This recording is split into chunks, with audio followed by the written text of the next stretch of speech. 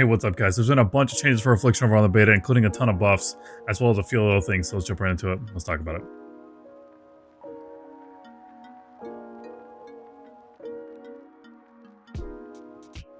Like I mentioned at the start, there has been a ton of buffs for Affliction, which has been desperately needed. I didn't make a video last week because things were a little rough over there, a little dire, and I was kind of more in the process of, and I'm still in the process of making kind of like a wish list video of all the things that I think Affliction needs. I'm going to touch on some of those things in this video in the next section, but let's just jump right into the changes that did happen this week. So Black and Soul damage increased by 30%. That's just across the board, I think, for all of Hellcaller, so I think that includes Destruction and Affliction from what I know.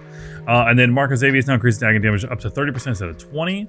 Big. Agony is one of our best things right now. It's usually in our top like 4 damage profiles in my opinion, as far as like what's doing the most damage.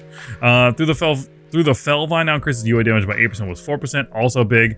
And then skipping through Destruction, but Soul Harvester demonic soul damage increased by 100%, Wicked Reaping damage increased by 150%, and then Soul Anathema damage increased by 50%. These are all needed, by the way.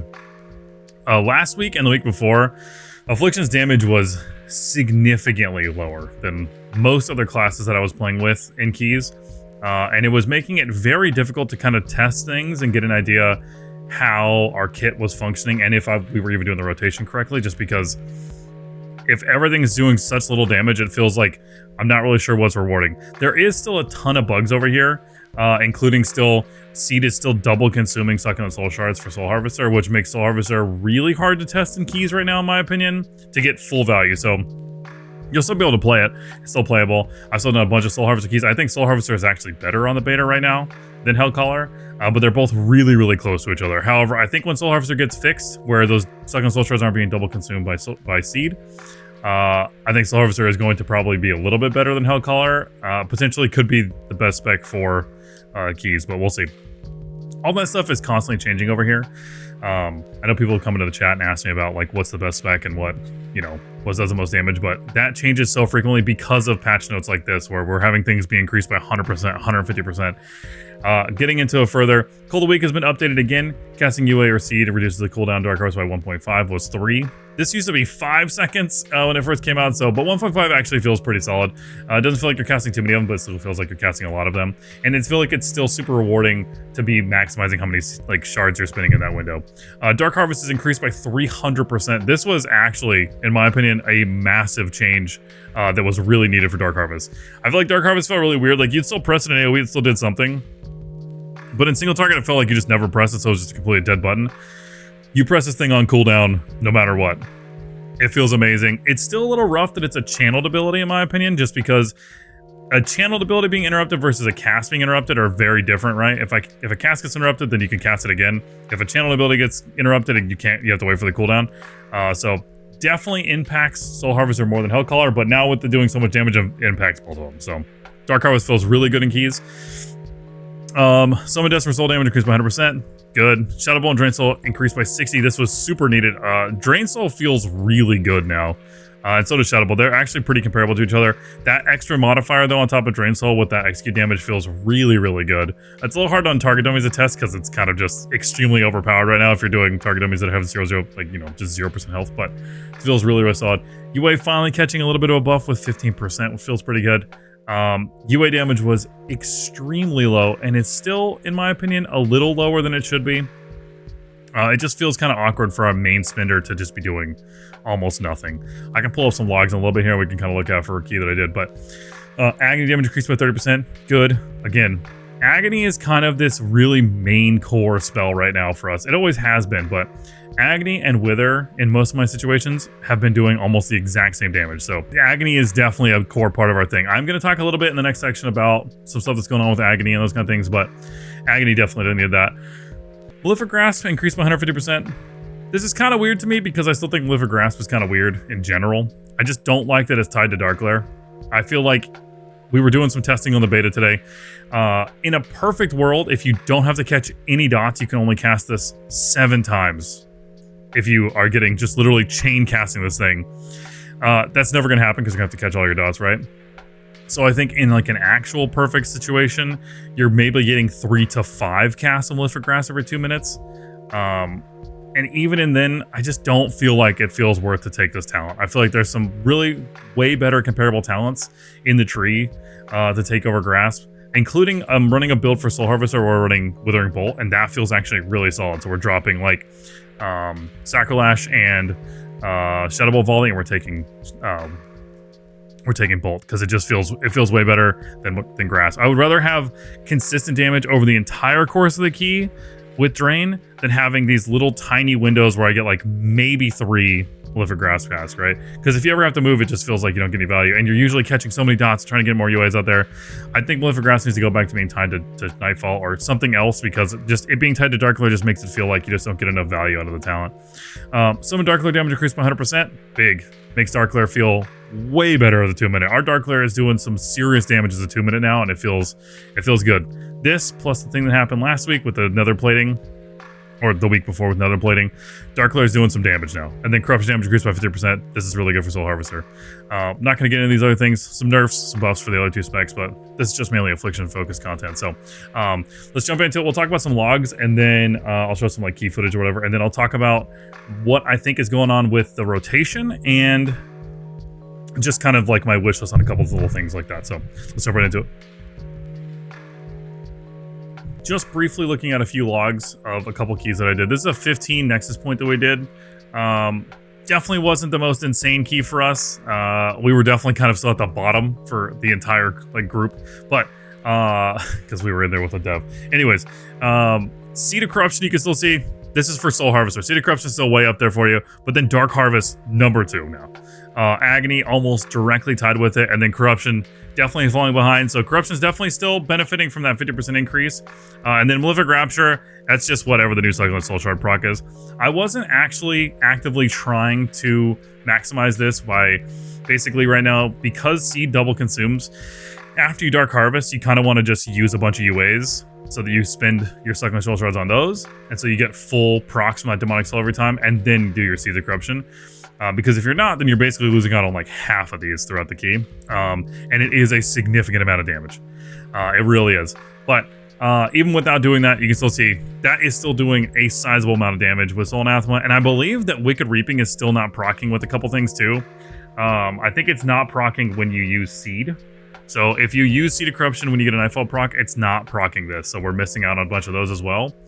So there's still a bunch of stuff with Soul Harvester I think is not functioning correctly. And the spec is still performing pretty good. You can see that, you know, compared to the rest of the group, we're definitely still a little low compared. But I will say a bunch of stuff in this key, even though it was a 15, kind of just exploded. So a little hard for us to get full value if mobs are dying insanely fast, but still pretty solid damage. That log kind of got a little scuffed too.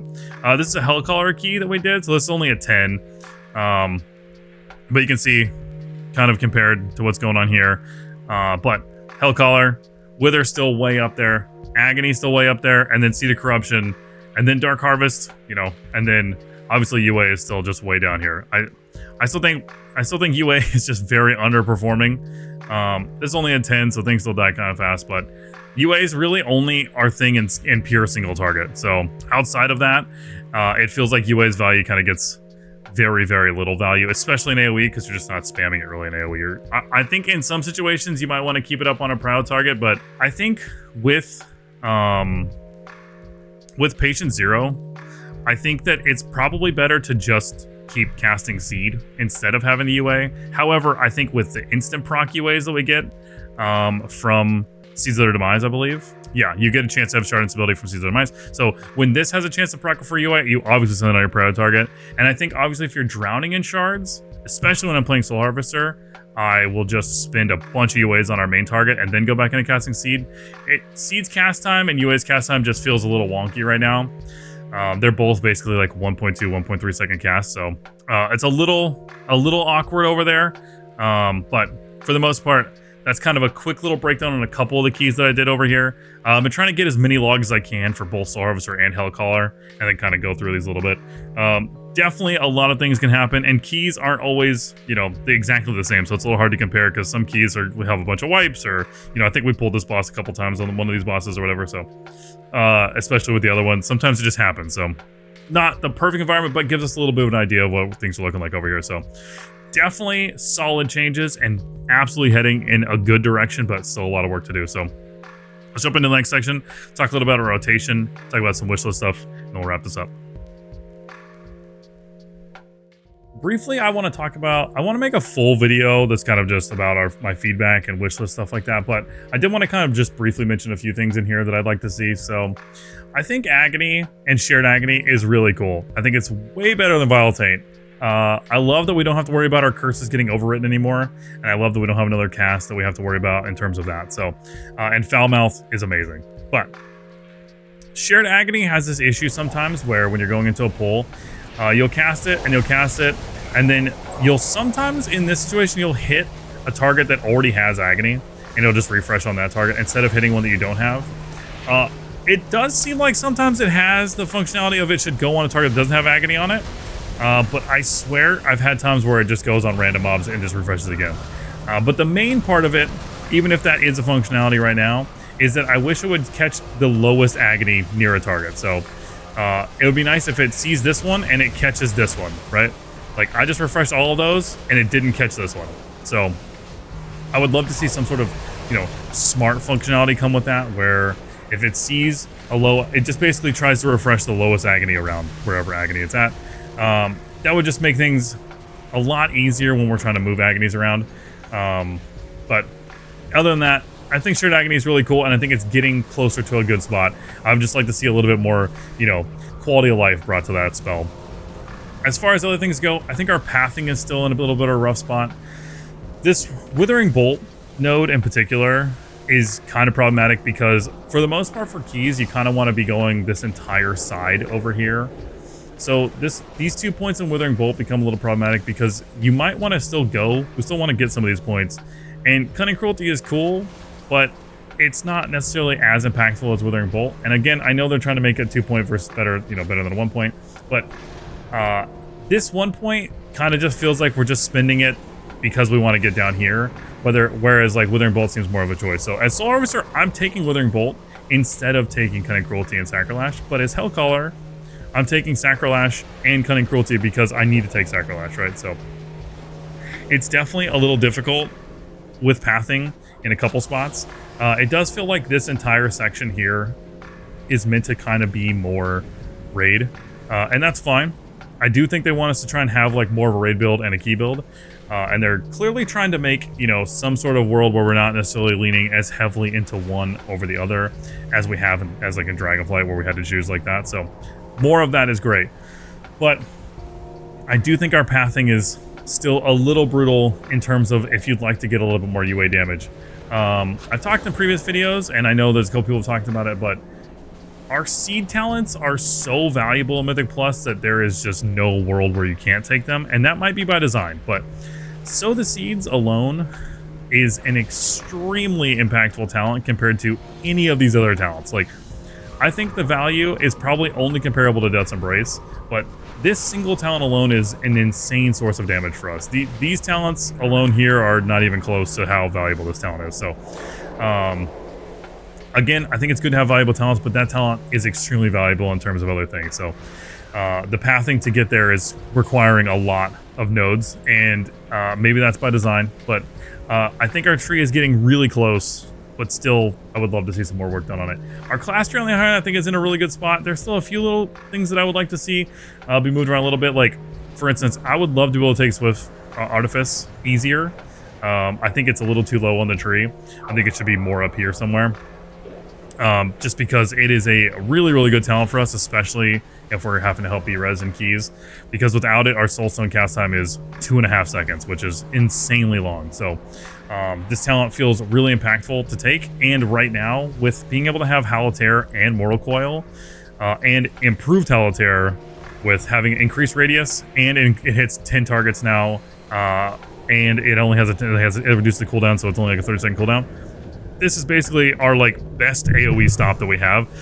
Shadow Fury is extremely annoying to time, whereas this Halitaire is super easy to help out your group. So our utility feels really, really good, but some of the pathing there feels a little strange still. As far as other things go, Obviously, there's still some bugs with Soul Harvester, still some bugs with Hell Collar, but I think part of the issue right now is we do feel a little flooded with resources sometimes, especially a Soul Harvester when you're generating a bunch of shards from Shadow of Death. It can feel like you're really, really flooded. That could not be as problematic as keys get higher, but it does feel like right now, if you're maintaining around 5 shards that you are, or 5 agonies, you're kind of generating a lot of shards, and it can become kind of overwhelming to get a lot of value there. Like right here, I kind of need to dump all these UAs. If I was trying to cast Seed here, I probably would not be able to spend enough shards there to do it because of the Nightfall proc. So then I immediately go into cast, like catching these agonies, right? And I'm just capped on shards on here, just capped. And then we'll send this. We got a Nightfall proc, so we're capped still. We have another haunt, so we'll skip that. We'll get another Nightfall proc, send that.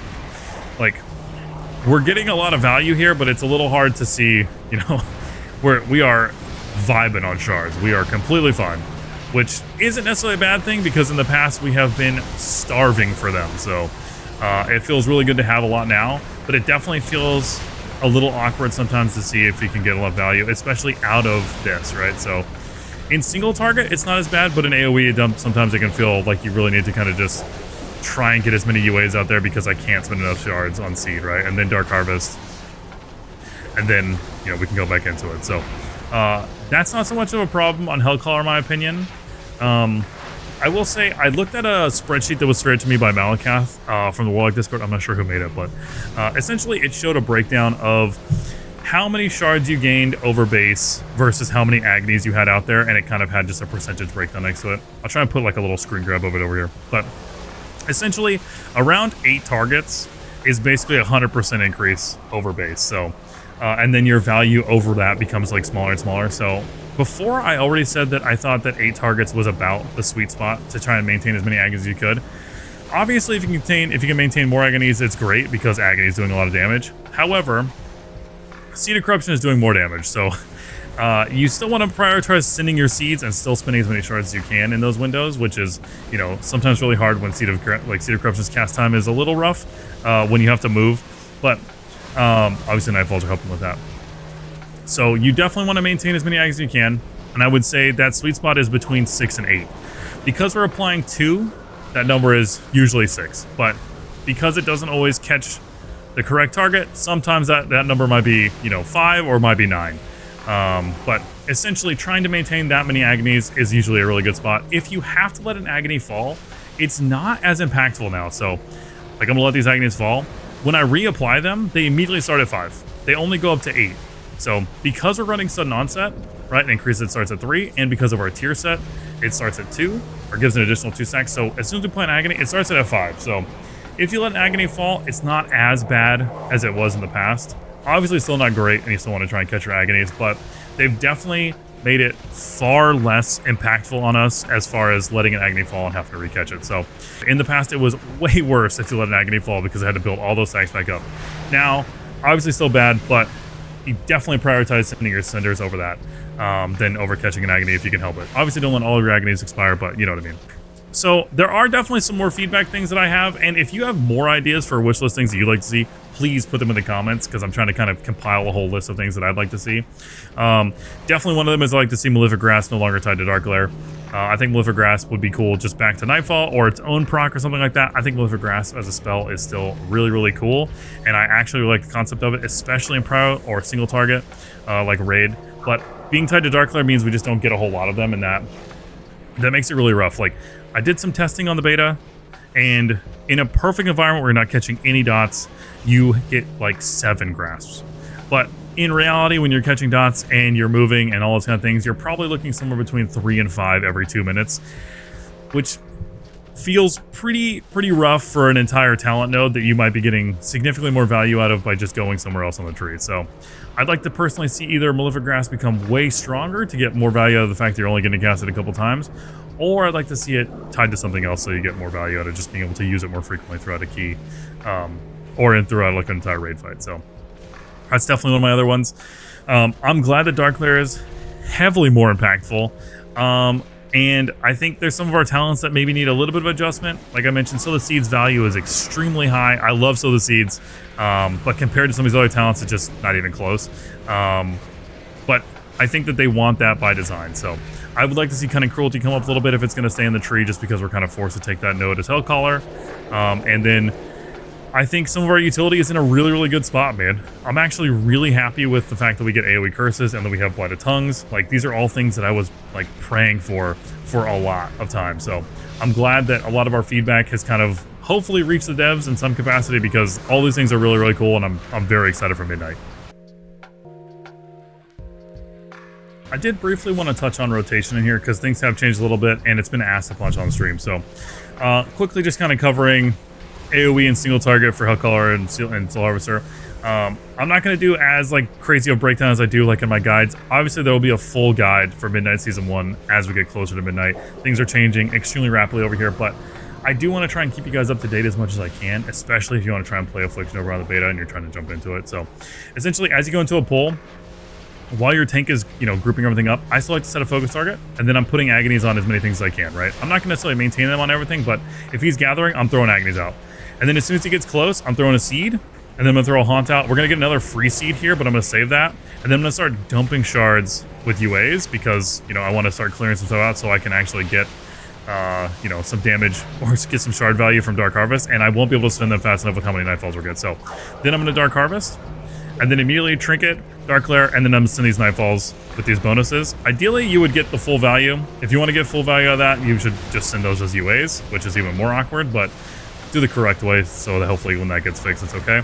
And then we're just spinning as many seeds as we can. I'm not maintaining UA on my main target at all because I'm running Patient Zero. I think that it's just not worth it.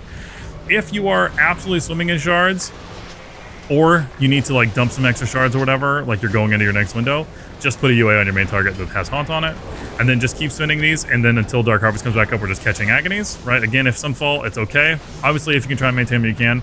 Then we'll get Dark Harvest back up. I'm spinning as many shards as I can before that, and then I'm Dark Harvesting. We're going to catch some of these agonies when we get out of that. Should have caught some of those before we went in. And then we're just going right back into catching, you know, spamming seeds. Again, we're double consuming Succulent Soul Shards, but hopefully when that gets fixed, this would be the correct way to do AoE rotation on that, at least from what I've seen and what I think is the correct way to do AoE rotation, right? As far as single target's concerned, it's pretty similar, but you don't have Shadows Embrace anymore like you do on live, so you don't really have to like open with doing, you know, a bunch of Shadow Bolts or something like that. Obviously, I would have Dark Harvest going into this. Let me reset this Dark Harvest real quick. But essentially, as you go into the pull, it's similar. I'm throwing Haunt out first, and then Agony, Corruption, and then I'm going to dump UAs so that I can Dark Harvest, right? And I'm just spinning as many as I can. I have these Nightfall procs. I'm going to try and send one of these so I don't overcap, and then I'm going to Dark Harvest. And then I'm going to catch these, all these dots before I have to, catch this Haunt. We're going to overcap on Nightfalls, and then just spinning UAs. Spinning UAs, spinning UAs. We'd have Dark Glare rolling right now, and then we're just weaving in Nightfall procs before they expire. Don't obviously prioritize spinning shards over Nightfall procs, but if you can help it, try and, you know, weave as many of those in. Don't let your Haunt fall. Don't let any of your dots fall. And then we're just doing that until Dark Harvest comes back up. We'll burn all of our shards down as soon as Dark Harvest is close, using UAs. And then when it is, we'll just spend all of our UAs again. So Dark Harvest is coming back up close. Every time we're spinning shards here, we're getting value. Got a Nightfall procs and that. I'll just clip it because we got a Nightfall, and we're close to get a Dark Harvest back. If we spin this one right now, we're going to get Dark Harvest back, so then I'm immediately going to Dark Harvest. I'll catch this Corruption when we come out of it. Should have caught that a little early before then. I'm tired, it's okay. And then we're just spinning UAs in this window, right? Obviously, we would have glared when we first Dark Harvest, but it wasn't up, so. Essentially, that's kind of the rotation of it, though.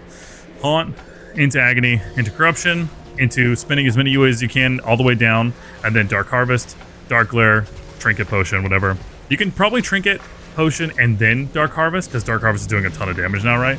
And then dump a bunch of UAs, and then, you know, just weave in Dark Drain Souls. If you're running Grasp, like if you're doing the actual like single target build, which, you know, has Grasp and has all these other talents, you want to try and maintain as many UAs on there and then weave in as many Grasps as you can. At least from what I've seen. Obviously, this is all beta stuff, and this can all change extremely rapidly. So this is just what I'm currently doing right now, and this is just what I've found is the most successful for me. Essentially, keep Dark Harvest on cooldown as much as you can, spend as many shards as possible, and maintain all your dots as frequently as you can. If things fall, you know, if Agonies fall, it's okay. Don't let it happen as much as you can, but you know, sometimes it's gonna happen. Try and prioritize spinning as many shards as you can because you want to get as many Dark Harvests as you can. For Hellcaller, it's pretty much it's pretty similar, minus the whole generating a bunch of shards from Soul Rot and, you know, trying to dump a bunch of shards. So as you're going to the pool and tanks gathering things, I'm just throwing a bunch of agonies out there, and then I like to have my focus target, and then I'm gonna throw a haunt out, and then as everything's grouped up, then we're sending that seed, and then I'm gonna Dark Harvest because we're not capped. I'm gonna catch these agonies real quick, and then Malevolence, Dark Glare, Potion, Trinket, and then I'm just sipping a bunch of seeds in this window. And then I'm just going to keep seeding this whole time, as many seeds as we can. Catch this Haunt, and then catch Agonies, catch Seeds, right? Catch Agonies, Seed, catch Agonies, Seed. That's pretty much the rotation until Dark Harvest comes back up. If we have a free UA, we send that on our Haunt target. And then, basically my rule of thumb is any Agony that's below 10 seconds, try and just catch it if you have the global for it. Just kind of play like if we had Volatile Agony. Dark Harvest about to come back up, so I'm going to hit the Dark Harvest. We got a Malevolence proc.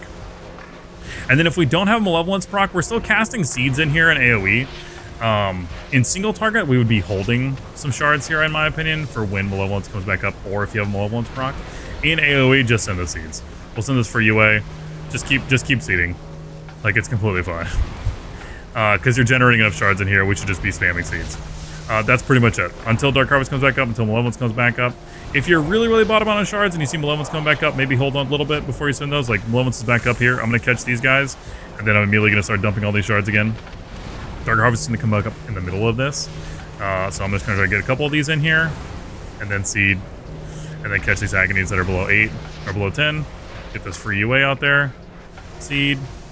Essentially, when you're in Malevolence, you want to try and prioritize spending as many shards as you possibly can. When you're outside of Malevolence, obviously keep seeding, but it's not as important as, you know, in single target where you're trying to, like, maximize how many shards you have around Malevolence. In AoE, you'll usually be fine to just keep pressing. You probably will not bottom out on shards in AoE, so just keep seeding.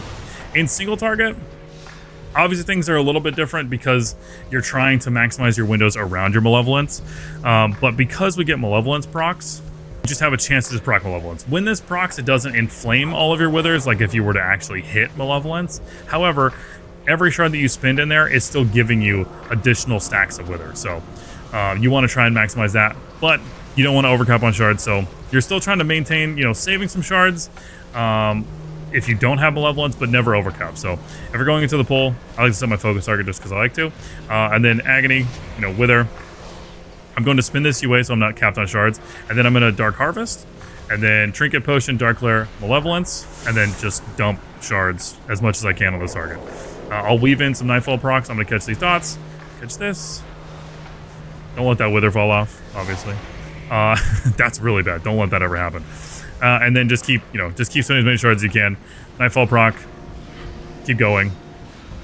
And then, as far as that's concerned, I don't have a Malevolence proc right now, so I'm just catching Withers.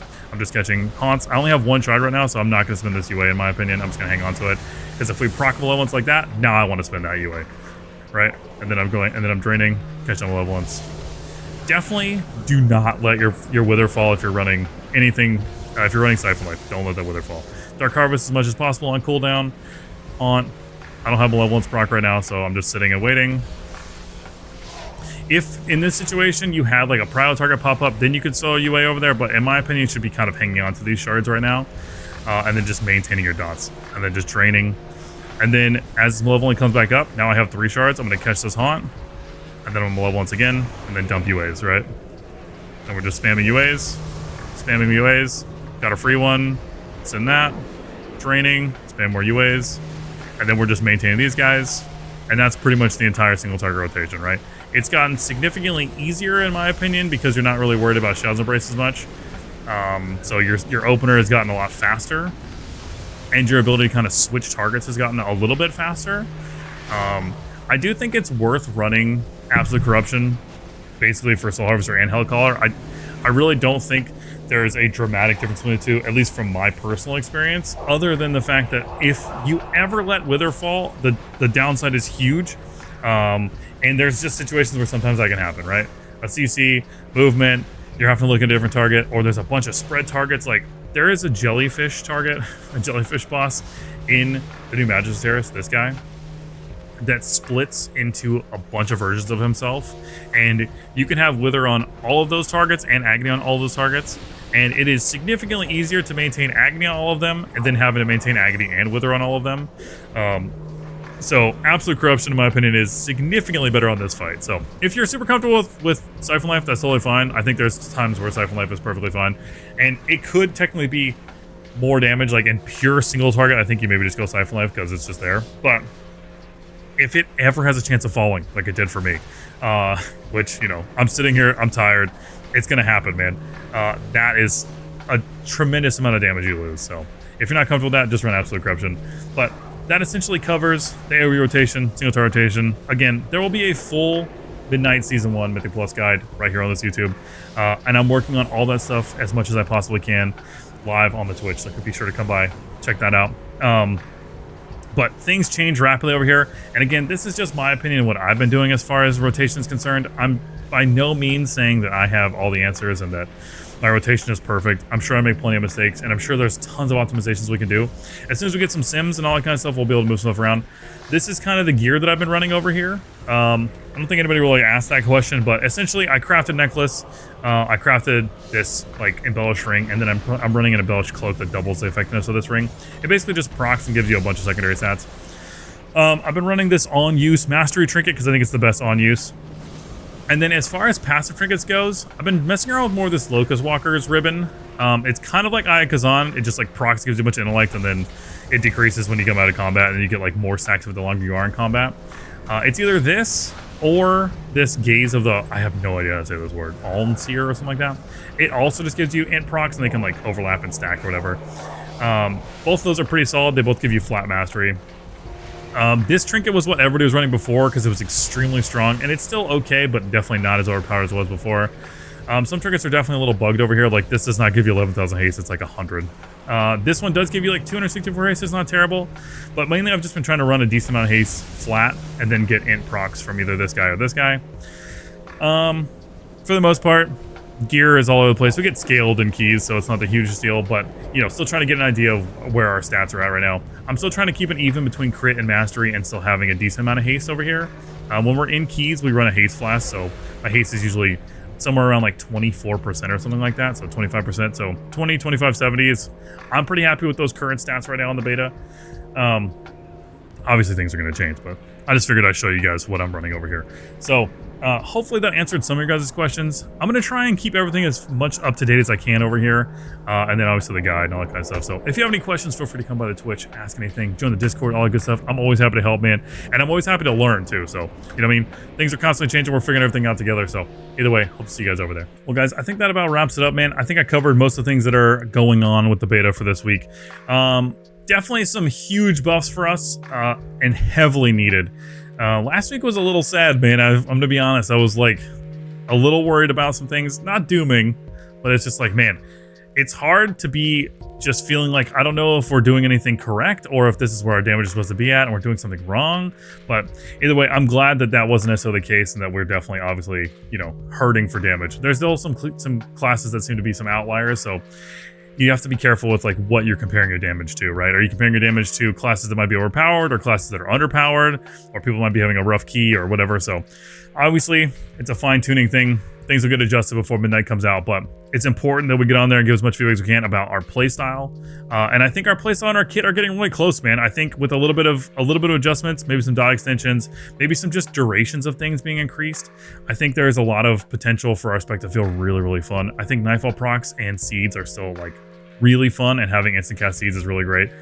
I think AoE curses are super rad. I think blights are super sick. I think our entire kit is fun to play. I just think there's some slight things that need to be adjusted, like Malefic Grasp, and just, you know, some timings and some things. But honestly, I'm really excited for the future for AF. I think it's gonna be a ton of fun, and I'm looking forward to midnight a lot, man. So if you enjoyed this, please subscribe, come by the Twitch, all the good stuff. Obviously, YouTube is not my #1 thing, but I'd love to make content over here, so it's hard for me because it takes me a little bit of time. But if you're trying to stay up to date on all things Affliction, feel free to come by the Twitch, join the Discord, all the good stuff. That's pretty much all I do. So I am potentially branching out to some other classes next expansion. I'm definitely interested in Unholy DK and possibly another caster. We'll see what that is. Maybe even another Warlock spec, but Affliction is still my number one thing, and it's still the thing that I am the most focused on over here, and just in general. So if you're interested in Affliction stuff, I hope I see you around. Thank you guys so much for watching. I appreciate you. I'll see you in the next one. Also, we are celebrating Affmas over on the Twitch. If you didn't know what that is, the entire month of December. If you sub, or if you get gifted a sub and you say thanks, you get an ornament on the tree. If you give some subs, you'll get different ornaments on the tree as well. But if you want to come hang out, there's going to be giveaways, and we're going to be playing some different games. There's different sub goals and stuff like that. So be sure to come by, celebrate Affmas with us. I'll see you guys over there.